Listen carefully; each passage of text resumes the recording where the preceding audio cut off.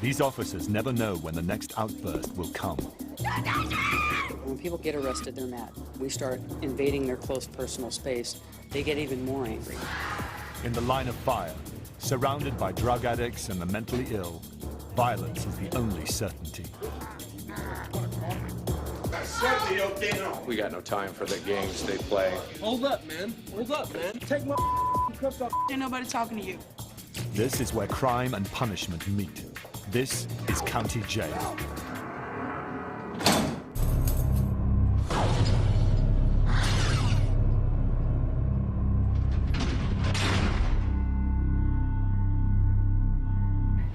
Ready? Okay, stand up. You want to take the hand? Take the cuffs off? Oh, yeah. 9 p.m. Friday evening. And the weekend's just begun at the Multnomah County Detention Center in Portland, Oregon.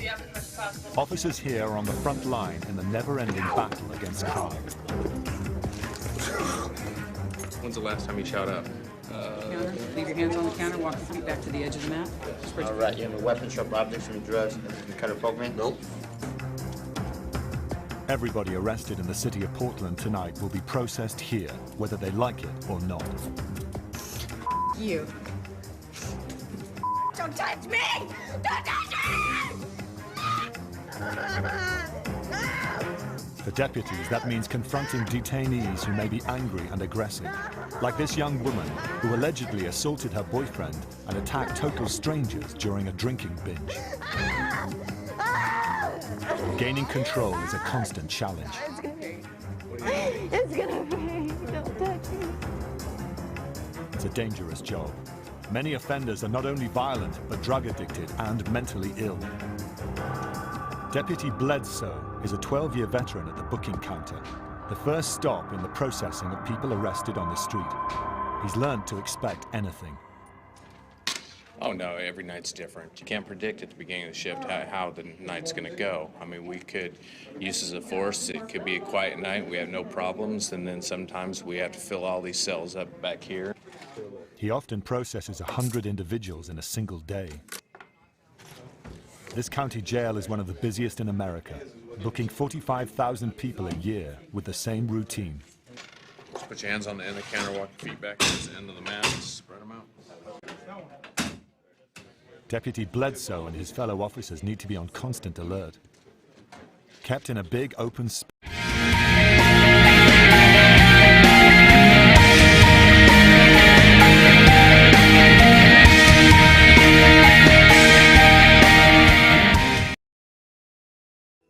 National Geographic Channel presents A Planet in Motion. While awaiting their mugshots, there's plenty of room for offenders to misbehave. It's like any other waiting room, except it's filled with people accused of everything from drunk driving and disorderly conduct to theft and assault. Surprisingly, they are not cuffed or restrained in any way. It's part of a policy intended to help reduce stress during the booking process. But more than 2/3 of detainees are drug users. Many are high on crystal meth, a drug that can produce psychotic outbursts. Hey, taking the shoes. Hold up, man. Hold up, man. Hold up. You need to cooperate with this. They can lose control and attack at any time, as Shift Sergeant Gorton knows all too well. The ultimate challenge for us is maintaining a certain level of safety and security because we don't have cages to put these people in. They're out in the open. They're out in an area where anything can happen at any time. Despite the risks, officers are unarmed. That way no weapon can get into the wrong hands. But all they have to protect themselves are their wits and a zero tolerance for any kind of resistance. No, I can't. Walk your feet to the edge of the black mat. Okay, you can let go of my pants and I'll do it, but you gotta look. I'm not letting go now. It's what keeps them safe from harm. I'm here for a drinking in public ticket. You need to turn around and be quiet. I'm not gonna. You're not Oh, gonna shoot, you are. I'm here on a warrant for drinking in public. I drank a Face beer on the forward. sidewalk. Listen to what the hell I'm saying. You understand me? Yeah, you do. You want to cooperate with us, sir? It's going to go bad. You understand? Okay, I give up. I give up. You going to All behave? right, yeah, okay, okay. You're going to give you a chance to fail. When people come to jail, when they get arrested, they're mad. When they come to jail, they're angrier. And when they come in here and we start invading their close personal space, they get even more angry. That booking counter is probably one of the most volatile places in the facility when it comes to physical encounters with an inmate. Because they're not happy about being here, they're high on a type of drug, they're intoxicated. I drank a beer, sit on the sidewalk, and you treat me like this. Due to an increase in drug abuse, work has become increasingly intense for Sergeant Gorton and her deputies. If you've got someone that's going to confront you, you end it. You end it fast. You control the threat and you put them in a secure place. You know, and however you have to do that is how you have to do it. Any confrontation could lead to violence. Everyone is a potential threat. You seem angry, ma'am. It's just calm. Oh, no, I'm happy to see a wrinkled old man like you. How do you like that? Late in the evening, a belligerent detainee puts Deputy Bledsoe immediately on guard. Sharp on you? Yeah. What? My tongue. Your tongue? Police arrested the man for disorderly conduct. Officers say he has a history of street fighting. Where were you born? I was born in a reservation. The handcuff comes off, but you can't fight on the counter, do you understand? Yes, sir. But when the cuffs come off, it's easy for a suspect to lash out. Reach down, take your shoes off, place them flat on the counter. Yes, sir. Sir, yes, sir. Take your watch off, place it on the counter. Sir, yes, sir.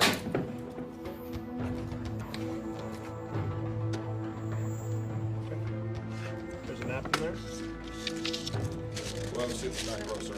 Any expression of defiance is considered to be a threat. As officers are unarmed, any resistance could seriously undermine their authority. Head off, stand behind the podium on your right. Yes, sir. And talking back just isn't tolerated. What, bro? What are you? It's a mistake the offender pays for with a visit to one of the unit's 9 isolation cells. We got no time for the games they play. He had a definite attitude when he was walking down there. He wouldn't follow direction.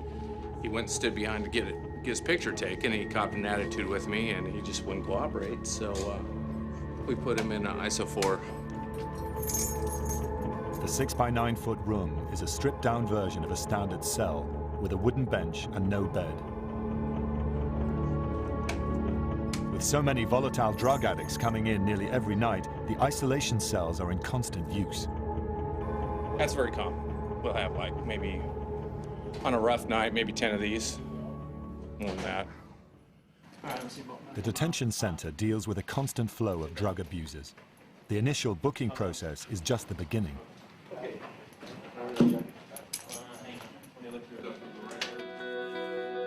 Heroin addict Paul Lyman knows the drill. He says he's been here 32 times, enough to know how to take his own fingerprints. Actually, that was a pretty good print. You did yourself. All right, wash your hands. Tonight he's booked on a charge of petty theft. He was stealing clothing to support his drug habit. Once he's processed, Paul Lyman will be moved onto one of the upper floors of the detention center, into one of the housing cells. The 16-story high-rise in downtown Portland holds nearly 700 inmates, more than some state penitentiaries.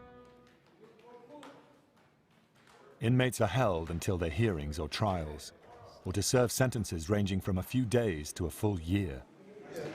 We have everything that a state penitentiary has. We have inmates that are in here from the state penitentiary awaiting trial. We have murderers, we have rapists, we have drug addicts, we have drug dealers. Heroin addict Paul Lyman will be the latest addition. But before he's taken to his cell, he must be strip searched. Green booth. Step into a green booth on the left, find your name hanging from one of those blue bags. Strip down naked. Okay?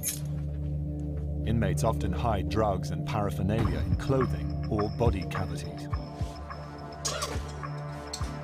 You too, raise your arms in the air. Head forward, enhance your hair. Open your mouth, dentures, partials, anything come out. Nope, take your hand, lift your balls of penis, turn around. Bend over, spread your butt cheeks, and cough. You see your feet, look at your toes. Next one. Thank you. There you go. As an addict, Paul faces something far more harrowing than a strip search in a jail cell. Denied drugs, he'll go through a long and agonizing withdrawal.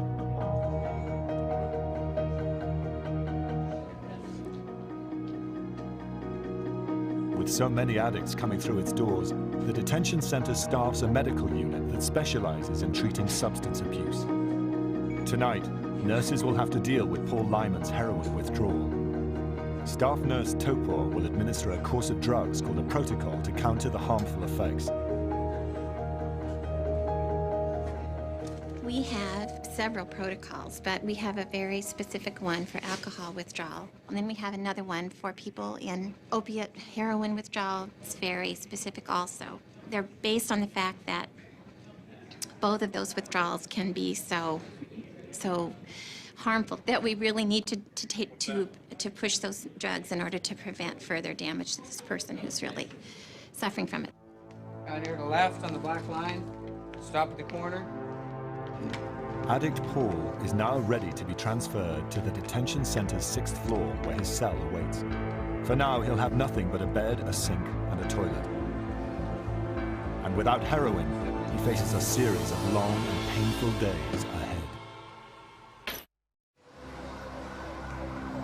A busy Friday night at the Multnomah County Detention Center in Portland, Oregon is heating up as midnight approaches. Been here before? No? Shift Sergeant Gorton, a 10-year veteran of the facility, heads into the parking area to